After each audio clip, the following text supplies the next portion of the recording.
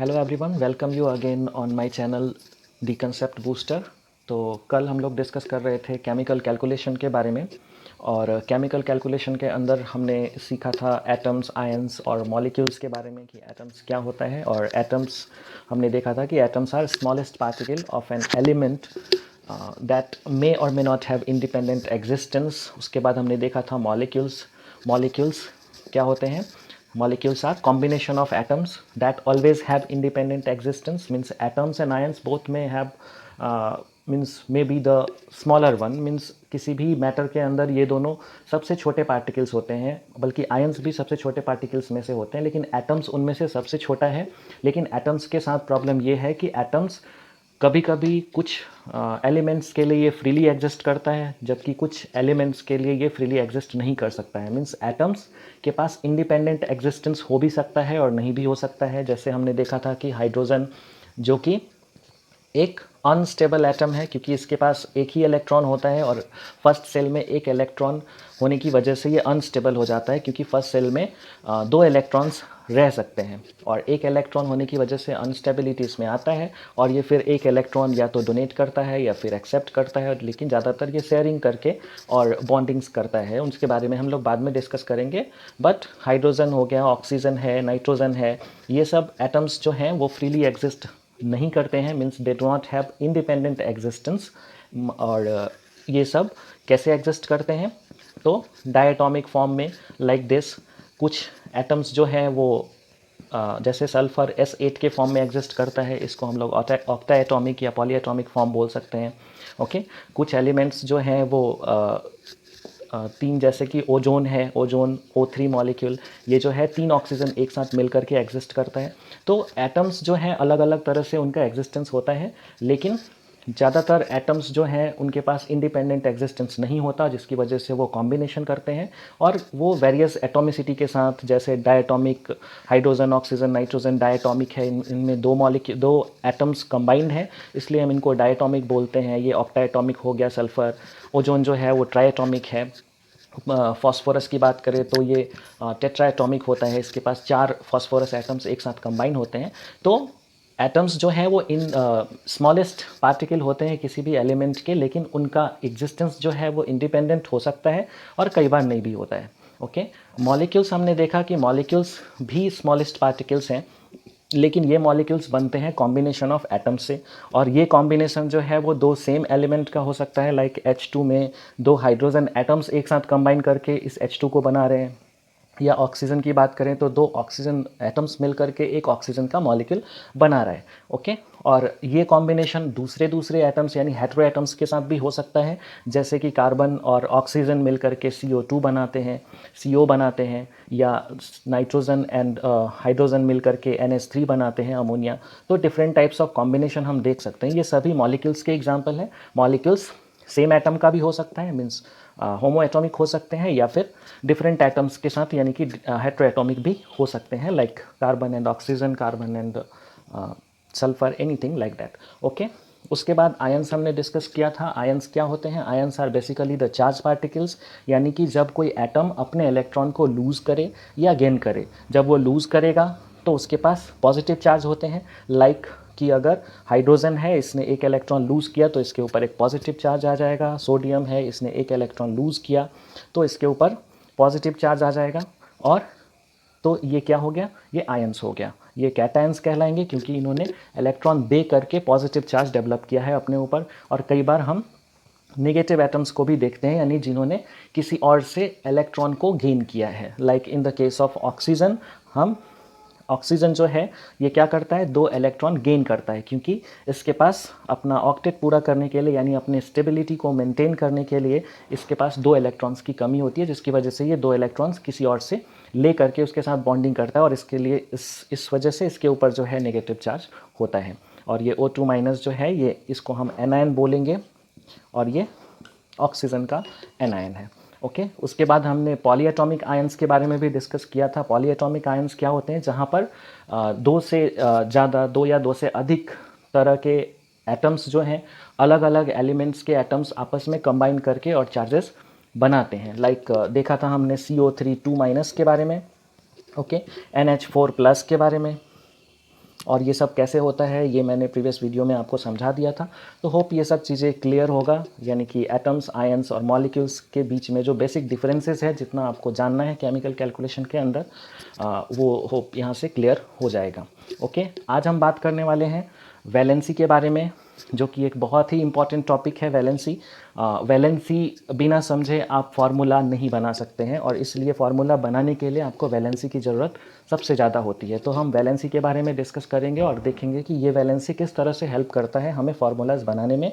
और उसके बाद हम डिस्कस करेंगे थोड़ा एटॉमिक नंबर के बारे में, एटॉमिक वेट के बारे में और मॉलिक्यूलर वेट के बारे में हम लोग डिस्कस करेंगे और समझने की कोशिश करेंगे कि how it is helpful in chemical calculations और स्टोइकियोमेट्री, किस तरह से ये हमें कैलकुलेशंस में हेल्प करता है। ओके, तो स्टार्ट करते हैं वैलेंसी के साथ। तो वैलेंसी आपने कई बार बुक्स में पढ़ा होगा। वैलेंसी जो है, इसका एक सिंपल सा डेफिनेशन है कि valency is the combining capacity of an element. Combining capacity of an element का मतलब क्या होता है? अगर वैलेंसी, ये क्या होता है? कंबाइनिंग कैपेसिटी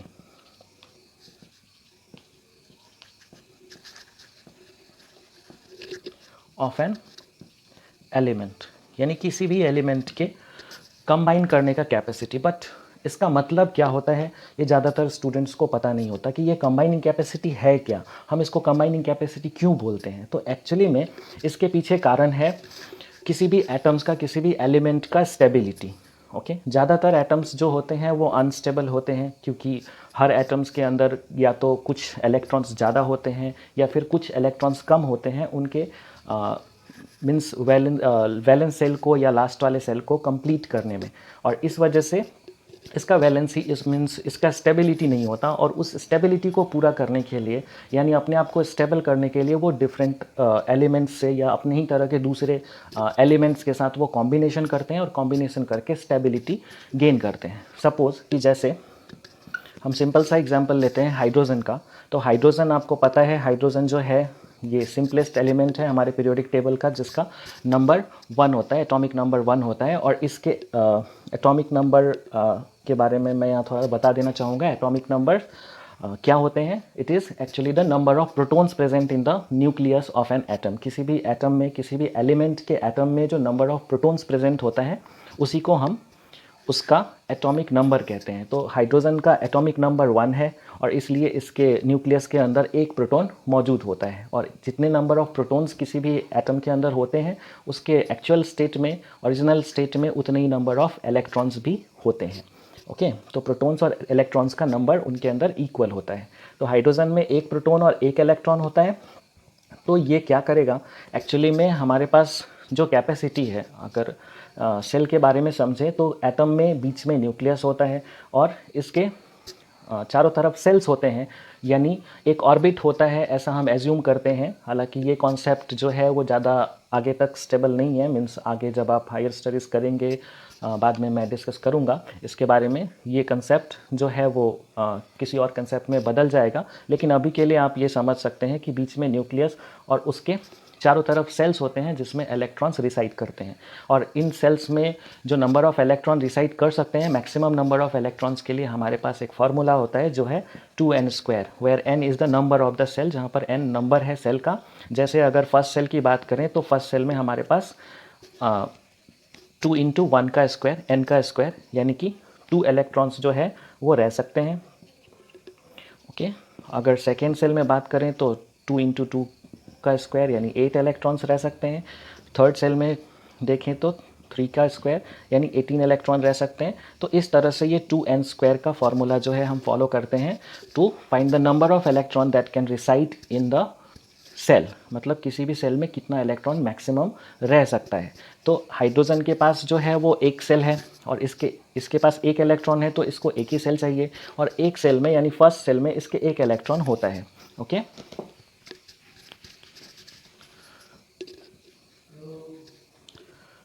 एक इलेक्ट्रॉन होता है।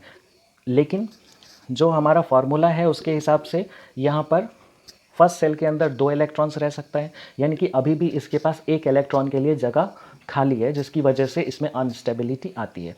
ओके, तो ये क्या करेगा, इस एक इलेक्ट्रॉन को पूरा करने के लिए ये किसी न किसी के साथ कॉम्बिनेशन करेगा, और वो कॉम्बिनेशन अलग अलग तरीके से हो सकता है, जिसको हम बाद में बॉन्डिंग में समझेंगे।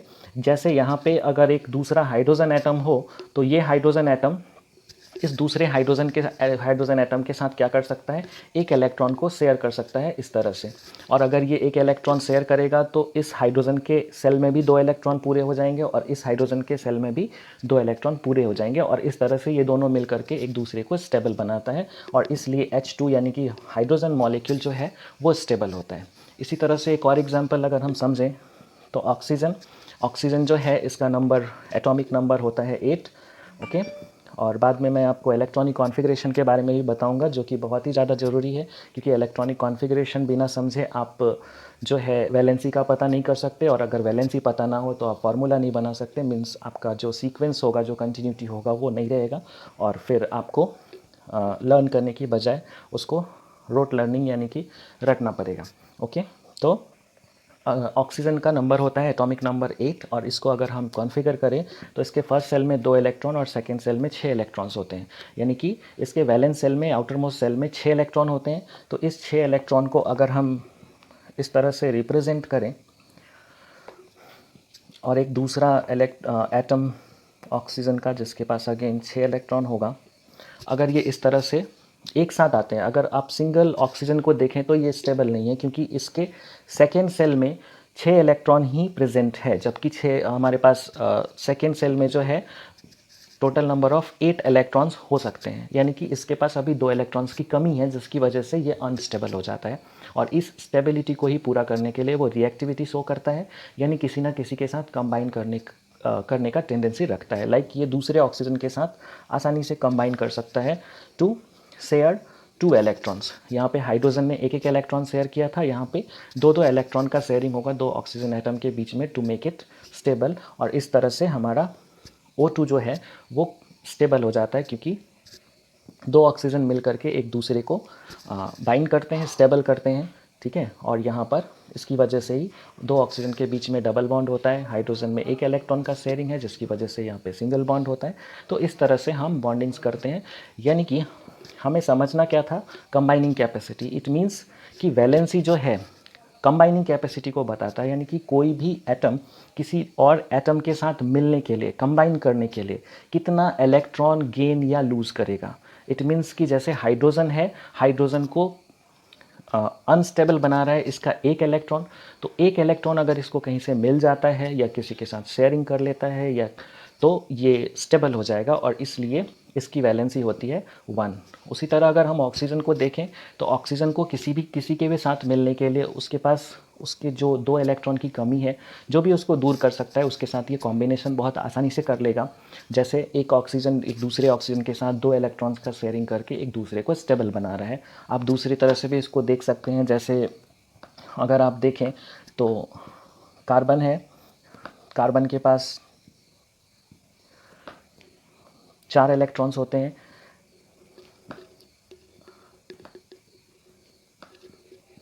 अगर हम दो इलेक्ट्रॉन को इस तरह से दिखाएं और इसके दोनों तरफ ऑक्सीजन को अगर प्लेस करें, तो ऑक्सीजन के पास 6 इलेक्ट्रॉन होता है। तो आप देख सकते हैं यहाँ पे कार्बन जब 2 इलेक्ट्रॉन इनके साथ शेयर करता है तो इसकी वैलेंसी जो है वो पूरी हो जाती है, यानी ऑक्सीजन का ऑक्टेट पूरा हो जा रहा है, और इस तरह से ये ऑक्सीजन जो है एक दूसरे को स्टेबल कर रहे हैं कार्बन को। एक्चुअली में हम इस 2 इलेक्ट्रॉन को यहाँ दिखा सकते हैं, क्योंकि यहाँ पर डबल बॉन्डिंग्स आएगा, उसके बारे में हम बाद में डिस्कस करेंगे। तो अगर CO2 भी बनता है तो CO2 इसलिए बनता है क्योंकि कार्बन के पास शेयरिंग करने के लिए 4 इलेक्ट्रॉन्स हैं और ऑक्सीजन को 2 इलेक्ट्रॉन्स की ज़रूरत होती है, इसलिए हम यहाँ पे 2 ऑक्सीजन एटम्स को कंबाइन करते हैं कार्बन के साथ। ओके, उसी तरह से अगर हम देखें NH3 के बारे में, तो NH3 में 3 हाइड्रोजन एटम जो है वो कंबाइन होता है इस तरह से, और इसके पास 2 इलेक्ट्रॉन जो है वो एक्सेस होते हैं। तो इस तरह से ये हाइड्रोजन जो है अपना डुप्लेट पूरा कर रहा है, मतलब अपने सेल में 2 इलेक्ट्रॉन्स को ये पूरा कर रहा है। तो इस तरह से हम समझते हैं कंबाइनिंग कैपेसिटी को, यानी कि जिस भी एलिमेंट का जो नंबर ऑफ़ इलेक्ट्रॉन्स है उसको कैसे स्टेबल किया जा सकता है, मीन्स कितने इलेक्ट्रॉन्स को गेन या लूज़ करके वो एटम स्टेबल हो सकता है, वही उसकी कंबाइनिंग कैपेसिटी यानी कि वैलेंसी होती है। ठीक है, तो जैसे सोडियम है, सोडियम के पास इसका नंबर 11 है और इसका कॉन्फ़िगरेशन करें तो फर्स्ट सेल में 2 इलेक्ट्रॉन, सेकेंड सेल में 8 इलेक्ट्रॉन और थर्ड सेल में 1 इलेक्ट्रॉन होता है। तो लास्ट वाले सेल में इसके 1 इलेक्ट्रॉन है, अगर ये 1 इलेक्ट्रॉन लूज़ कर देगा तो इसके पास फर्स्ट सेल में 2 और सेकेंड सेल में 8 होगा, जो कि अपने आप में एक कंप्लीट वैलेंसी है और इसलिए इसकी वैलेंसी होती है 1। ओके, क्योंकि ये 1 इलेक्ट्रॉन लूज़ करने के बाद पूरी तरह से स्टेबल हो जाता है, it will be like neon, ये नियॉन की तरह बन जाता है, जो कि एक नोबल एलिमेंट है। Okay, 2 and 8। उसी तरह से अगर हम देखें क्लोरीन का केस, तो क्लोरीन में इसका नंबर होता है 17। ओके, और इसको अगर कॉन्फ़िगरेशन करें तो 2, 8 एंड 7। अगेन इसके पास लास्ट वाले सेल में 7 इलेक्ट्रॉन है, अगर ये 1 इलेक्ट्रॉन कहीं से गेन कर लेता है तो इसके लास्ट वाले सेल में 8 इलेक्ट्रॉन होगा, जो कि अगेन इसको स्टेबल बनाता है आर्गन की तरह। ठीक है, अब यहाँ पे हमारे पास एक क्वेश्चन हो सकता है कि इसके लास्ट वाले सेल में, थर्ड वाले सेल में 8 इलेक्ट्रॉन है, फिर भी हम इसको स्टेबल मान रहे हैं आर्गन की तरह, ऐसा क्यों? तो एक्चुअली में इसको समझने के लिए आपको एक और चीज़ समझना होगा, जो है ऑक्टेट रूल। ये ऑक्टेट रूल क्या है? जब आप अपने पीरियोडिक टेबल में देखेंगे तो सबसे लास्ट का जो कॉलम है, that is the column number 18, तो उसमें आपको जो एलिमेंट्स दिखेंगे एक हीलियम को छोड़ करके, क्योंकि हीलियम में एक ही सेल होता है और एक सेल में 2 इलेक्ट्रॉन्स ही रह सकते हैं, तो हीलियम अपना डुप्लेट पूरा करता है, यानी 2 इलेक्ट्रॉन्स का सेट पूरा करता है। जबकि बाकी जो भी एलिमेंट्स हैं उसके नीचे, जैसे आपका आर्गन हो गया, नियॉन हो गया, आर्गन हो गया, ओके, जेनन, क्रिप्टन, रेडन, जो भी है, ठीक है, वहाँ जो भी आपको दिख रहा है लास्ट वाले कॉलम के अंदर, 18th ग्रुप के अंदर, ठीक है, सभी के लास्ट वाले सेल में, यानी अपने अपने पीरियड के लास्ट, जो जिनका पीरियड का नंबर होता है वही उनका सेल का भी नंबर होता है, तो अपने अपने लास्ट वाले सेल में 8 इलेक्ट्रॉन ही उनके पास होता है। जैसे नियॉन के पास लास्ट वाले सेल में, यानी सेकेंड सेल में, ये सेकेंड पीरियड का एलिमेंट है नियॉन, तो इसके सेकेंड सेल में जो है 8 इलेक्ट्रॉन होता है। आर्गन जो है वो थर्ड पीरियड का इलेक्ट्रॉन एलिमेंट है, तो इसके थर्ड वाले सेल में 8 इलेक्ट्रॉन होता है। यानी कि हम देखें अगर ध्यान से, तो लास्ट वाले कॉलम के अंदर, यानी 18th ग्रुप के अंदर जो भी एलिमेंट्स हमें दिखते हैं, सभी के अपने अपने सेल में, लास्ट वाले सेल में 8 इलेक्ट्रॉन्स होते हैं, जिसकी वजह से हम ये मानते हैं कि अगर किसी भी एलिमेंट के लास्ट वाले सेल में, यानी वैलेंस सेल के अंदर, अगर 8 इलेक्ट्रॉन हो जाता है तो वो स्टेबल हो जाता है। And this is actually the octet rule. इसको हम ऑक्टेट रूल कहते हैं, यानी अपने अपने लास्ट वाले सेल में अगर वो 8 इलेक्ट्रॉन्स पूरा कर लेता है तो वो एलिमेंट जो है वो स्टेबल हो जाता है, क्योंकि नोबल गैसेस जो हैं, यानी इनर्ट गैसेस, नोबल गैसेस जो भी कहें इनको, यानी कि जो 18th ग्रुप के एलिमेंट्स हैं वो सबसे ज़्यादा स्टेबल होते हैं। ये पीरियोडिक टेबल में ऐसे एलिमेंट्स हैं जो किसी के साथ कंबाइन करना पसंद नहीं करते, क्योंकि इनका लास्ट वाला सेल जो है वो पूरी तरह से भरा होता है और इसलिए इनकी रिएक्टिविटी ऑलमोस्ट नील होती है। हालांकि कुछ एलिमेंट्स जो हैं, नीचे के एलिमेंट्स जैसे जेनन और क्रिप्टन, कभी कभी कुछ कंपाउंड्स जो हैं वो बना लेते हैं, लेकिन ये बहुत रेयरली ही होता है। तो ऑक्टेट रूल आई होप कि समझ में आ गया होगा कि क्यों हम यहाँ पर 8 पूरा करने की कोशिश कर रहे थे, जबकि थर्ड वाले सेल में जैसे क्लोरीन को हमने लिया था, तो क्लोरीन के कॉन्फ़िगरेशन में 2, 8 एंड 7 आता है। तो अगर हम 2n² के फॉर्मूला को देखें तो यहाँ पर हमें सोचना चाहिए 18 कंप्लीट करने के लिए, लेकिन यहाँ हम 18 के लिए नहीं सोचेंगे। क्यों? क्योंकि इसके पास अगर 1 इलेक्ट्रॉन आता है कहीं से, अगर इसको 1 इलेक्ट्रॉन मिलता है तो ये 2, 8 एंड 8 हो जाएगा, जो कि आर्गन के बराबर है। ओके, 2, 8 एंड 8 यानी 18 एटॉमिक नंबर, और ये आर्गन का एटॉमिक नंबर है जो कि काफ़ी ज़्यादा स्टेबल होता है। ओके, तो क्लोरीन जो है वो आर्गन की तरह बनने के लिए सिर्फ 1 इलेक्ट्रॉन ही लेना पसंद करेगा, और इसलिए इसका कंबाइनिंग कैपेसिटी जो है वो 1 होता है, बजाय अगर 18 के हिसाब से हम देखें तो इसमें 11 होना चाहिए, लेकिन यहाँ पर हम 1 इलेक्ट्रॉन ही गेन कराएंगे, यानी क्लोरीन जब भी कॉम्बिनेशन करेगा तो वो 1 इलेक्ट्रॉन लेगा, और इसलिए इसका वैलेंसी जो है, वैलेंसी ऑफ क्लोरीन जो है वो 1 होगा। ओके, तो ये 1 इलेक्ट्रॉन ले रहा है तो इसके ऊपर हम Cl- यानी नेगेटिव चार्ज देते हैं, लेकिन वैलेंसी जब पूछा जाए तो हम उसको 1 ही कहेंगे। ओके, हालांकि चार्ज अगर देखें तो -1 होता है, उसी तरह से सोडियम में +1 होता है, यानी सोडियम का नंबर 11, 2 एंड 8 1 ये एक इलेक्ट्रॉन देता है और ये Na प्लस बनाता है, पॉजिटिव चार्ज बनाता है। तो अगर वैलेंसी पूछी जाए तो सोडियम हो या क्लोरीन हो, दोनों को हम 1 ही कहेंगे। लेकिन चार्ज की बात करें तो ये एक कैटायन बनाता है यानी पॉजिटिव चार्ज, और ये एक एनायन बनाएगा नेगेटिव चार्ज, क्योंकि ये इलेक्ट्रॉन गेन कर रहा है और ये एक इलेक्ट्रॉन लूज़ कर रहा है। तो होप वैलेंसी अब आपको क्लियर होगी, और वैलेंसी को हम कंबाइनिंग कैपेसिटी क्यों कहते हैं ये भी समझ में आ गया होगा। एक बार मैं फिर से रिपीट कर देना चाहूँगा कि valency is actually the combining capacity of an element. And why it is the combining capacity of an element? Because on the basis of this means on the basis of the valency we actually see that how many electrons can be given by that particular atom or taken by that particular atom. Okay means कितना electron वो दे रहा है या ले रहा है, और electron देने या लेने से जो भी करने से उसकी स्टेबिलिटी होगी उसी को हम वैलेंसी कहेंगे। मीन्स हमें फोकस करना है केवल नंबर ऑफ इलेक्ट्रॉन्स के ऊपर जो उसके लिए देना या लेना ज़रूरी है उसको स्टेबल बनाने के लिए। ओके और देने और लेने के हिसाब से हम उस पर साइंस डालते हैं। अगर वो दे रहा है इलेक्ट्रॉन को तो हम उसको पॉजिटिव साइन देंगे, अगर वो इलेक्ट्रॉन ले रहा है तो हम उसे निगेटिव साइन देंगे। लेकिन वैलेंसी उतनी ही होगी जितने इलेक्ट्रॉन्स का डोनेशन या फिर एक्सेप्शन हो रहा है। ओके तो नेक्स्ट हम बात करेंगे फार्मूलाज के बारे में कि ये वैलेंसी जो है वो किस तरह से फार्मूला बनाने में हमारा हेल्प करता है। अभी वैलेंसी आप समझ गए होंगे। तो अगर हम देखें यहाँ पे जैसे Na है, Na की वैलेंसी होती है 1, और Cl है, Cl की भी वैलेंसी होती है 1। तो इस दोनों के वैलेंसी के हेल्प से हम किस तरह से केमिकल फार्मूला बना सकते हैं। जैसे हमें कुछ नहीं करना है, बस एक सिंपल सा क्रॉस फार्मूला है। हम वैलेंसी को क्रॉस चेंज कर देंगे यानी इंटरचेंज कर देंगे और हमें फार्मूला मिल जाएगा। जैसे हमें बनाना है अगर सोडियम क्लोराइड, तो सोडियम क्लोराइड पे सोडियम और क्लोरीन की ज़रूरत है, तो हम यहाँ पे Na एंड क्लोरीन के लिए Cl ले लेंगे।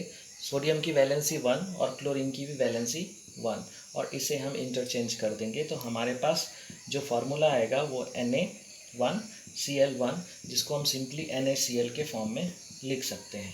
तो ये हमारी फार्मूला है। जैसे अगर Mg को लें तो Mg की वैलेंसी होती है 2।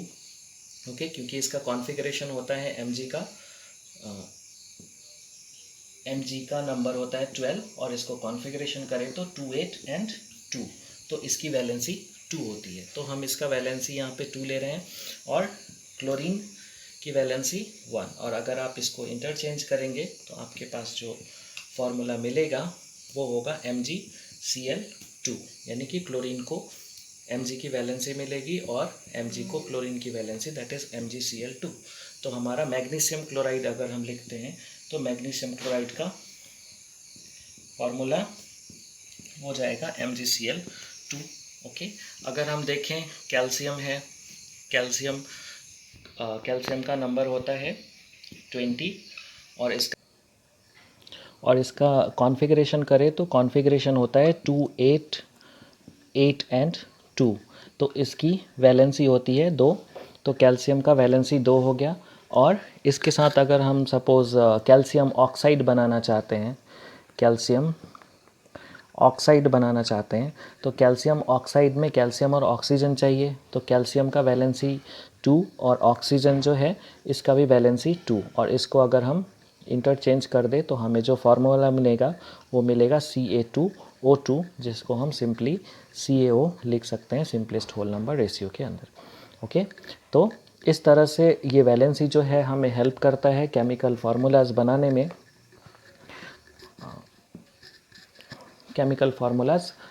में, एंड होप आपको ये सब समझ में आ गया होगा। तो इस तरह से वैलेंसी के हेल्प से आप फार्मूला बना सकते हैं। मैं 1-2 एग्जांपल आपको और बता देना चाहूँगा पॉली एटॉमिक आयंस के साथ, क्योंकि कई बार हमारे पास जो फार्मूला होता है वो कार्बोनेट, सल्फेट, क्लोरेट इस तरह से होता है। तो पॉली एटॉमिक आयंस के बारे में प्रीवियस वीडियो में मैंने बात किया था और आपको शायद समझ में आ गया होगा। तो जैसे अगर हम देखें कैल्शियम सल्फेट, ओके तो कैल्शियम सल्फेट के अंदर हमारे पास कैल्शियम है और सल्फेट आयन है। सल्फेट आयन SO4 2- हमने देखा था प्रीवियस वीडियो में, और इसमें कैल्शियम चाहिए। कैल्शियम की वैलेंसी 2 और सल्फेट SO4 2 माइनस, यानी कि इसके ऊपर 2 माइनस चार्ज है और इसलिए इसका वैलेंसी जो होगा वो हम 2 कंसीडर करेंगे।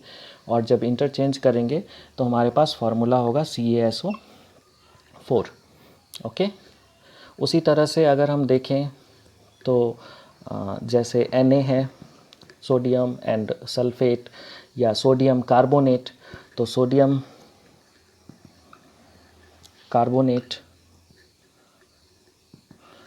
में सोडियम और हमें कार्बोनेट आयन चाहिए, यानी कि CO3 2 माइनस चाहिए, और सोडियम की वैलेंसी 1 होती है, कार्बोनेट के ऊपर 2 माइनस चार्ज है, और इसको जब हम इंटरचेंज करेंगे तो हमें मिलेगा Na2CO3।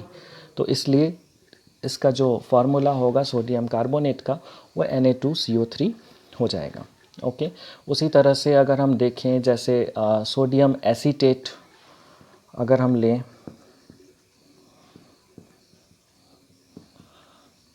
एसीटेट, तो एसीटेट आयन का फार्मूला होता है CH3COO माइनस। ओके, और इसके ऊपर एक चार्ज है तो हम यहाँ लिखेंगे सोडियम यानी Na and acetate ion that is CH3COO। Okay, इसकी वैलेंसी 1 और इसकी भी वैलेंसी 1, तो इसको हम क्या लिख सकते हैं, CH3COONA। ओके, अब इसका नाम ऐसा क्यों होता है इसके बारे में हम लोग बाद में बात करेंगे, लेकिन ये हो जाएगा सोडियम एसीटेट यानी कि CH3COONA। ओके, तो होप ये सब क्लियर है अब आपके लिए। आप आसानी से इस तरह से केमिकल फार्मूला बना सकते हैं with the help of the valency. और इसके बाद फिर हम आगे देखेंगे अपने नेक्स्ट वीडियो में कि हम एटॉमिक नंबर और एटॉमिक वेट और मॉलिक्यूलर वेट को किस तरह से केमिकल कैलकुलेशन के अंदर यूज़ कर सकते हैं। और इससे पहले मेरा आपसे रिक्वेस्ट है कि इस वीडियो को देखने से पहले आप थोड़ा सा अगर 1 to 30 तक सारे एलिमेंट्स का नंबर, सिंबल और इलेक्ट्रॉनिक कॉन्फ़िगरेशन और वैलेंसी कर लेते हैं और इस तरह से कुछ फार्मूलाज बना के अगर आप प्रैक्टिस करते हैं तो बेटर होगा अगला वीडियो आपको समझने में। तो thank you for this time.